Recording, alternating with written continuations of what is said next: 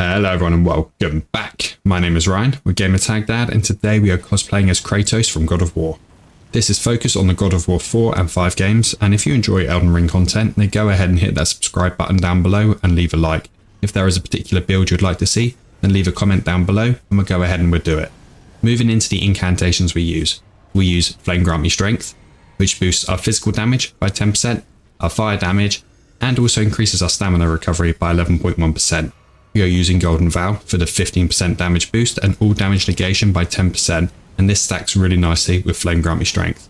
The weapon we are dual wielding is the Magma Blade, and this is the closest weapon we could find that emulated his signature weapons.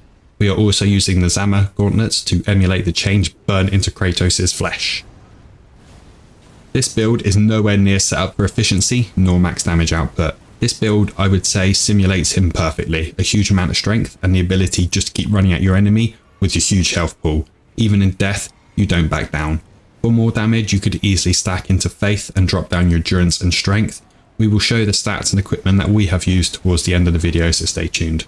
We used a Flaming Scorpion Charm, Dragon Crest GreatSheild, Twinblade Talisman, and the Shard of Alexander. This build was a lot of fun, and attempting to play as him was interesting, and you have to remember to charge in even if you're out-leveled, out-skilled, and outnumbered. To keep slashing away and watching your enemies perish in your eyes is brilliant. There are some changes that could be made, however, what I have selected I personally feel simulates and suits the character perfectly in terms of the cosplay. We did have an attempt at changing our appearance, but at least we kept his signature bald head, beard, and his markings. If you plan to spam the Ash of War, then go ahead and change up the stats a bit to improve your mind and faith, as this will increase the spam ability and also increase your damage with the Ash of War itself. We do take this to PvP, where it was an interesting fight.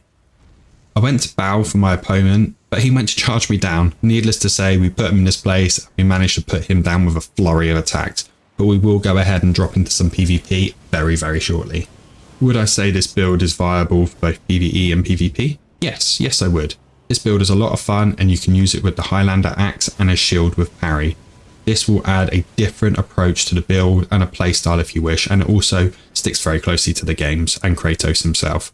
The PvP side is pretty good if you can land a flurry of attacks, and you don't need to rely on your Ash of War as much as you do with PvE. You do need to rely on it a little bit more on that side. I wouldn't say it's the only thing you have to use. You do not plan on using any chain attacks, then you could easily swap out to the Claw Talisman and get that increased jump attack damage as well. With the Highlander axe, we had the Frost version and sweeping strikes on it, and this was the best I could think of that would cosplay for him perfectly. Again, there's better options out there for his ashes and stats, however, I wanted the authenticity for him for this build. I really wish we could have had his son in there as well, but there's two ways we can pay homage to him. One is the Spirit Wolves, and two is a Ranger with the Ash of War. We all know how much he loved his wolves and his bow. Maybe one day we'll get a mod for this, but who knows. On a side note, Armored Core 6 is almost out this week, so we'll be doing a few videos on that as well, whilst keeping up with our build content as well. I am currently fixing the stream issues that we had, so we'll be able to crack on with our level 1 play. So, getting back into the PvP as we're here, you will see I do go ahead and spam the Ash of War a little bit, but not too much. This build is better off just absolutely smacking the enemies down with both your Magma Blades. You do see I go ahead and throw out the anime style run there, but to no avail I don't hit. And you will also see at one point the guy just stops playing, which was a bit of a shame. I don't know whether he was changing his settings or not. Normally I would chill, give them a few seconds or even a minute or something to come back. But this guy gave me absolutely no chill at the start when I was trying to show a little bit of honour in the bowing system. He absolutely rushed me at the start. Now, we do use the Claw Mark Talisman, or the Claw Mark Seal even, and we also have the Highlander Axe there and 2 Magma Blades. Our endurance is quite high for this, and I think we could probably drop it a little bit, but again, I wanted to stick to what I thought Kratos would play like. Now, you see me here again spamming the Ash of War. It's not the best in PvP, it's quite easy to dodge. And then here we go, here comes the spinning strikes. He wasn't exactly expecting it, and I wanted to give it a go. Now, the one thing I really wish with this is that we could throw the axe and collect it back like he does in the games, kind of like Thor's hammer as well. I wish there was an Ash of War for that. Maybe in the DLC we'd get something similar, because for some of these builds and some of these cosplays, it would be so much fun to have, even if it just launched a person across the room. Maybe that's a suggestion FromSoft could take, yeah, and implement it in the game, because I'd definitely appreciate that.